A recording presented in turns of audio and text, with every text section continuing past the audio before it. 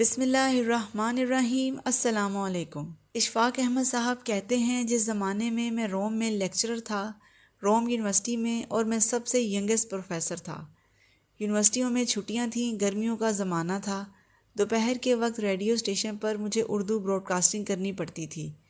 میں گھر واپس آ رہا تھا تو خواتین و حضرات روم میں دوپہر کے وقت سب لوگ قیلولہ کرتے تھے، 4 بجے تک سوتے تھے اور روم کی سڑکیں تقریباً خالی ہوتی تھیں، اور کارپوریشن نے یہ انتظام کر رکھا تھا کہ وہاں پر پانی کے حوض لگا کر سڑکیں دھوتے ہیں، اور شام تک سڑکیں ٹھنڈی بھی ہو جاتی ہیں، خوشگوار بھی ہو جاتی ہیں، صاف بھی ہو جاتی ہیں۔ تو وہ سڑکوں کو دھو رہے تھے۔ اکا دکا ٹریفک کی سواری آ جا رہی تھی تو میں اپنی گاڑی چلاتا ہوا جا رہا تھا۔ اب دیکھیے، انسان کے ساتھ ساتھ ایک دیسی مزاج چلتا ہے، آدمی کہیں بھی چلا جائے۔ تو میں اپنی گاڑی چلاتا ہوا جا رہا تھا۔ اب دیکھیے، میں نے دیکھا کہ گول دائرہ ہے، اس کے اوپر سے میں چکر کاٹ کے آؤں گا، پھر میں اپنے گھر کی طرف مڑوں گا، تو یہ بڑی بیہودہ بات ہے۔ بیچ میں سے چلتے ہیں، اس وقت کون دیکھتا ہے، دوپہر کا وقت ہے۔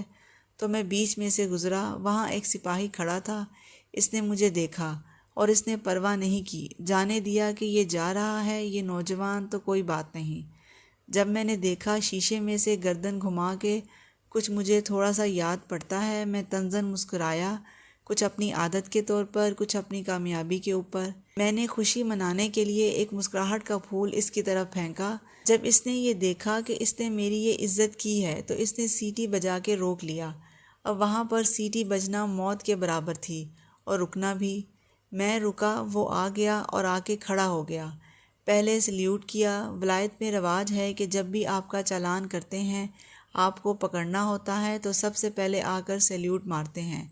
تو اس نے کھڑے ہو کر سیلیوٹ مارا۔ اب میں اندر تھر تھر کانپ رہا تھا۔ شیشہ میں نے نیچے کیا تو مجھے کہنے لگا کہ آپ کا لائسنس؟ تو میں نے اس سے کہا میں زبان نہیں جانتا۔ اس نے کہا چنگی بھلی تو بول رہے ہو۔ میں نے کہا میں نہیں جانتا، تم ایسے ہی جھوٹ بول رہے ہو، میں تو نہیں جانتا۔ اس نے کہا نہیں، آپ اپنا لائسنس دکھائیں۔ تو میں نے کہا فرض کریں کہ جس کے پاس اس کا لائسنس نہ ہو تو پھر وہ کیا کرے؟ اس نے کہا کوئی بات نہیں، میں آپ کا چالان کر دیتا ہوں، پرچی پھاڑ کے، تو یہ آپ لے جائیں اور جرمانہ جمع کروا دیں۔ میں تو ایسے ہی مانگ رہا تھا۔ میں نے کہا مجھ سے غلطی ہو گئی۔ اس نے مسکراتے ہوئے کہا غلطی ہو گئی تھی تو چلے جاتے۔ اس نے بغیر مجھ سے پوچھے کاپی نکالی اور چالان کر دیا، اور چالان بھی بڑا سخت، 12 آنے جرمانہ۔ میں نے لے لی پرچی۔ میں نے کہا میں اس کو لے کر کیا کروں؟ اس نے کہا اپنے کسی بھی قریبی ڈاک خانے میں منی آرڈر کی کھڑکی پر جمع کروا دیں، بس وہاں کچہری نہیں جانا پڑتا، دھکے نہیں کھانے پڑتے، بس آپ کا جرمانہ ہو گیا ہے، آپ ڈاک خانے میں دے دیں گے۔ بس میں جب چالان کروا کے گھر آ گیا تو میں نے اپنی لینڈ لیڈی سے کہا میرا چالان ہو گیا ہے۔ کہنے لگی آپ کا؟ میں نے کہا میں کیا کروں؟ اب ان کو ایسے لگا کہ ہمارے گھر میں جیسے ایک بڑا مجرم رہتا ہے، اور اس نے اپنی بیٹی کو بتایا کہ پروفیسر کا چالان ہو گیا ہے۔ بوڑھی مائی تھی، ان کی ایک ساس تھی، اس کو بھی بتایا۔ سارے روتے ہوئے میرے پاس آ گئے۔ میں بڑا ڈرا کہ یا اللہ یہ کیا؟ کہنے لگے تو شریف آدمی لگتا تھا، اچھے خاندان کا، اچھے گھر کا لگتا تھا، ہم نے تجھے کرائے پہ کمرہ بھی دیا ہوا ہے، لیکن تو ویسا نہیں نکلا۔ خیر، گھر خالی کرنے کو تو نہیں کہا۔ جو بوڑھی مائی تھی، اس کی ساس، اس نے کہا ہو تو گیا ہے برخوردار چالان، لیکن کسی سے نہ ذکر کرنا، محلے داری کا معاملہ ہے، اگر کسی کو پتہ چل گیا کہ اس کا چالان ہو گیا ہے تو بڑی رسوائی ہوگی، لوگوں کو پتہ چلے گا۔ میں نے کہا نہیں، میں پتہ نہیں لگنے دوں گا۔ میری لاابالی طبیعت، 26 سال کی عمر تھی، چالان جیب میں ڈالا اور نکل گیا۔ دوستوں سے ملنے اگلے دن مجھے جمع کروانا تھا، بھول گیا۔ پھر سارا دن گزر گیا، اس سے اگلے دن مجھے اصولاً جمع کروا دینا چاہیے تھا، تو میں نے کپڑے بدلے تو اس پرانے کوٹ میں رہ گیا۔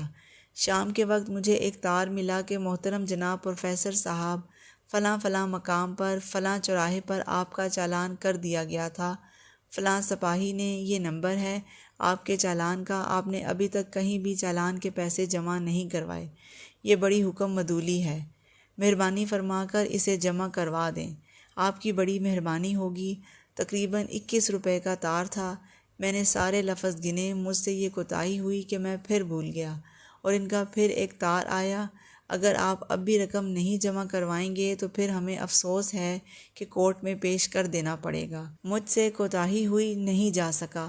تب مجھے کورٹ سے ایک سمن آ گیا کہ فلاں تاریخ کو عدالت میں پیش ہونا ہے، اور یہ جو ہے آپ نے حکم عدولی کی ہے، قانون توڑا ہے، اس کے بارے میں آپ سے پورا انصاف کیا جائے گا۔ ان کی بولی جو کہ رومن لا وہیں سے چلا ہے تو بڑی تفصیل کے ساتھ۔ اب میں ڈرا، میری سٹی گم ہو گئی، پریشان ہوا کہ اب میں دیار غیر میں ہوں، کوئی میرا حامی و ناصر مددگار نہیں ہے، میں کس کو اپنا ولی بناؤں گا؟ میرا ڈاکٹر تھا، نوجوان تھا۔ میں نے اس سے کہا کہ مجھے وکیل کر دو۔ اس نے کہا میرا ایک دوست ہے، اس کے پاس چلتے ہیں۔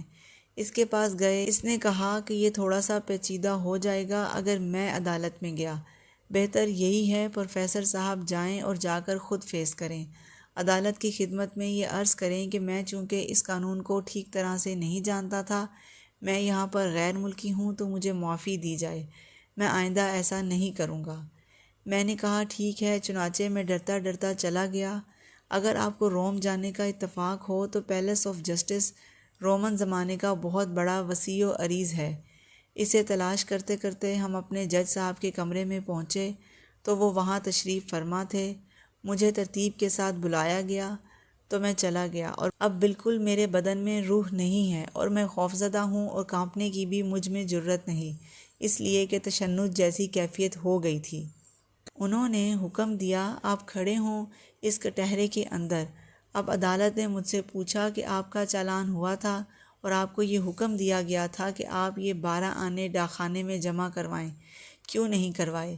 میں نے کہا جی مجھ سے کوتاہی ہوئی، مجھے کروانے چاہیے تھے۔ تو جج نے کہا کتنا وقت عملے کا ضائع ہوا، کتنا پولیس کا ہوا، اب کتنا عدالت کا ہو رہا ہے، اور آپ کو اس بات کا احساس ہونا چاہیے تھا، ہم اس کے بارے میں آپ کو کڑی سزا دیں گے۔ میں نے کہا میں یہاں پر ایک فارنر ہوں، پردیسی ہوں، جیسا ہمارا بہانہ ہوتا ہے، میں کچھ زیادہ آداب نہیں سمجھتا، قانون سے میں واقف نہیں ہوں، تو مہربانی فرمائیں۔ انہوں نے کہا آپ زبان تو ٹھیک ٹھاک بولتے ہیں، وضاحت کر رہے ہیں، آپ کیا کرتے ہیں؟ تو میں چپ کر کے کھڑا رہا۔ پھر انہوں نے پوچھا کہ عدالت آپ سے پوچھتی ہے کہ آپ کون ہیں اور آپ کا پیشہ کیا ہے؟ میں نے کہا میں ایک ٹیچر ہوں، پروفیسر ہوں روم یونیورسٹی میں۔ تو وہ جج صاحب کرسی کو سائڈ پہ کر کے کھڑا ہو گیا اور اس نے اعلان کیا teacher in the court, teacher in the court, جیسے اعلان کیا جاتا ہے، اور وہ سارے اٹھ کر کھڑے ہو گئے، منشی، تھانے دار، عملدار، جتنے بھی تھے، اور اس نے حکم دیا کہ ایک استاد عدالت میں آیا ہے، استاد کے لیے کرسی لے کر آئیں۔ اب وہ کٹہرا چھوٹا سا، میں اس کو پکڑ کر کھڑا ہوں، وہ کرسی لے آئے۔ حکم ہوا کہ آپ ٹیچر ہیں، کھڑے نہیں رہ سکتے۔